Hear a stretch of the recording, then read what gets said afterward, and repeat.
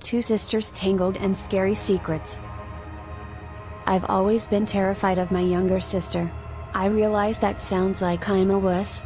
Jackie is 2 years younger than me and has always been an introvert, but she notices things.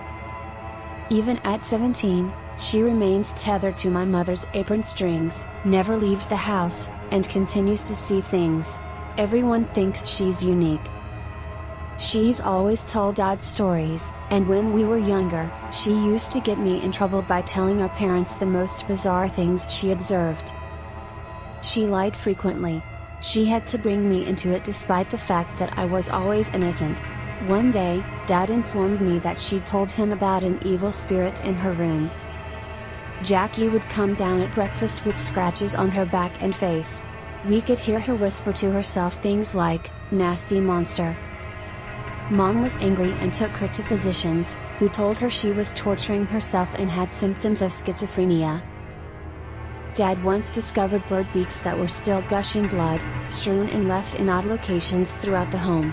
They were tucked behind pillows, inside coffee mugs, and protruding from air vents. He followed the trail of small feathers and blood drips back to Jackie's room. That day, she went insane. I recall hearing Mom and Dad arguing over what to do with Jackie. They seated her and questioned her about the beaks. She thrashed her head fiercely, shrieking and tweeting like a bird until they got the medication down her throat. We were all frightened of her. I always kept my door shut. Jackie was constantly standing there, gazing at me with her pale, green eyes when I started having nightmares and passed out whenever something happened. Her unkempt orange hair had always bothered me, but when she took the scissors to it and executed a bizarre hack job, I worried if I would be next. Mom was concerned that I was becoming nuts as well, but when I became 18, I wanted to live with my lover. I'll never forget the last day, when I was packing my belongings.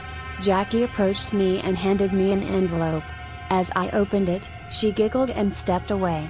I went completely still. She had drawn photos of me slashing her face and hurting animals. I looked up, perplexed, to see her pointing at me with an ugly grin. "Denise, you're the one. You are the devil. You come to me in the middle of the night, in your sleep."